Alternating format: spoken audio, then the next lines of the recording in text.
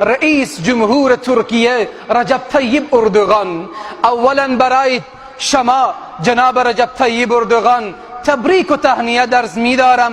الله سبحانه و تعالی شما را حفظ فرماید و بدانید که این همه فضیلتی که شما دارید، این همه عزتی که شما دارید. السلام علیکم و رحمت الله و برکاته.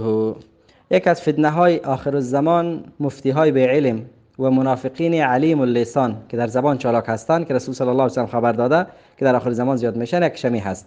بعضی از قاری ها که از اسلام بوی نمیبرند، نه توحید یاد دارن، نه سنت را، نه قرآن را، نه حدیث را، آمده بر منبرها بالا شدن و در اوجا چیق میزنن و خطبه میدن. از جمله به طور مثال ذکر میکنیم یک از به نام قاری سید منیر منور هراتی، یک انسان نادان، یک انسانی که نه اسلام را یاد داره نه لا اله الا الله را معنیش میفهمه، آمده برای اردوغان میگه که ما برای تو این پیروزی و کامیابی را تبریک و تهنیت عرض می‌داریم و بعد از میگه الله شما را حفظ بکنه، همه فضیلت و عزت که داری از خاطر دین الله هست.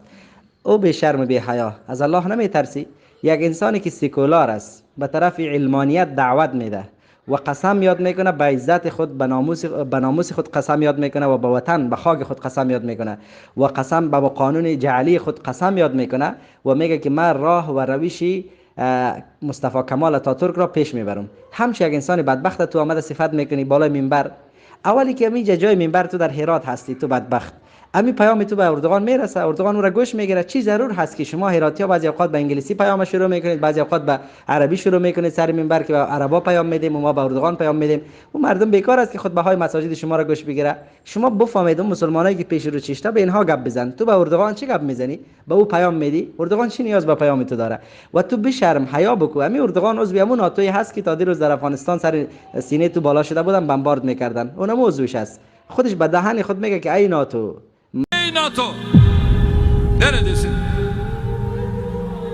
Bu kadar mücadele veriyoruz. NATO, Türkiye NATO'nun ülkesi değil mi? Neredesin? Afganistan'da çağırdın, geldik. Balkanlara çağırdın, geldik. Şimdi de ben çağırıyorum. Hadi bakalım Suriye'ye gel. Niye gelmiyorsun? 911 kilometre sınırları olan Türkiye şu anda tehdit altında, niye gelmiyorsun? من تو را در اینجا همکاری کردم و خودی وقتی که رئیس جمهور میشه در بار فعلیشان امریکا برایش پیام میدم، میگه که ما بسیار خوش هستیم که تو همکار خوبی ما هستی و دوستی ما هستی و نزدیک ما هستی و همکار هستیم، در یک صف روان هستیم. پس یک کسی که در صف کفر روان باشه تو چاپلوسی میکنی پیش از او، نمیشرمی، نمیترسی از روزی قیامت؟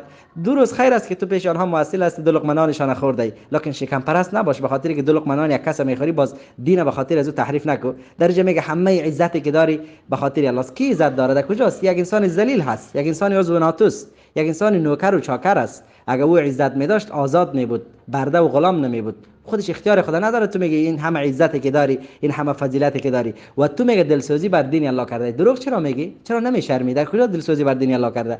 کسی که بر دین الله دلسوزی کنه باز او عضو ناتو میباشه، باز او قسم به سرزمین، به نام سرزمین قسم یاد میکنه. او باز میگه که من راه و روش کمال اتاتورک لعین لعنت الله علیه را تعقیب میکنم. کسی که میگه دین در سیاست، سیاست در دین غرض نداره، این جدا و جدا، فقط دین در داخل مسجد قلف میکنن خلاص، امیر رقم دین است. اعوذ بالله من ذلك. میگه محبت شما در دل همه مسلمان است. چرا دروغ میگی؟ مسلمانایی که لا اله الا الله را معنیش بدانن را دوست ندارن. مسلمانایی که به مثل تو ناخوان و نادان باشن شاید را دوست داشته باشن. به یک ایاهو نمیشه که بگه من اسلام را قبول دارم. اسلام پورا دین هست. ادخلوا فی السلم کافه. اسلام تنها به نماز و روزه نیست که بعضیا فکر میکنه کسی که نماز خوند خلاص دیگه مسلمان شد. این نفر ایج اسلام در سیاسیش قبول نداره، اقتصادیش قبول نداره، امور اجتماعیش قبول نداره، امور خارجیش قبول نداره. این فقط از اسلام روزه و نمازش قبول داره. این ما مسلمان گفته میتونیم. حیف که حکومت ها شما خطیبا را باید جزا بده و یکی یک سکولار بدین سر منبر در داخل خانه الله توصیف میکنید. بشرمید جناب قاری، از الله بترسید. اما قرآن را که خوانده، اما قرآن تو را لعنت میگه. اما قرآن اگه ما چون حافظش هستی نیستی، اما قرآن تو را لعنت میگه که تو اما قرآنی که برایت میگه کفر به طاغوت کو، تو کفر به طاغوت نمیکنی، تمجید طاغوت را میکنی، توصیف طاغوت را میکنی. بشرم، یک کمی با حیا باش جناب قاری. اعوذ بالله من ذلک. از گروه ما، از گروهی که آوردیم تا باز فرار کردی. اگر تو این قدر همت و غیرت داری جناب قاری منیر منور، انسان نادان، بیا یک بار میگه پایت ثابت بکو در روشنای قرآن و سنت که اردوغان در جایش مان که اسلام خودت پیش ما ثابت بکو. تو به این گپا تو بازم خدا مسلمان میگی، تو بیا اسلامیت ثابت کو خلاص که تو مسلمان هستی، امیر با ما ثابت بکو.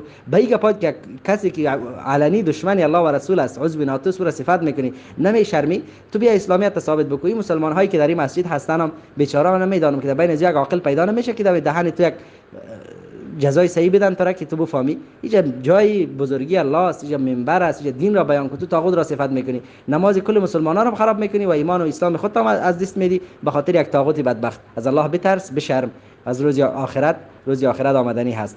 اگر بازم کدام توان داشت اسلامیت ثابت میتونستی بیا، تو به پای ایمان تا از بین بردی، خدا بسیار خراب کرده. الله به حال رحم بکنه، توفیق توبه و هدایت نصیب شود. غیر از او کدام مسلمانایی که پشت سر تو نماز میخوانند اینها باید هوشیار و بیدار شوند.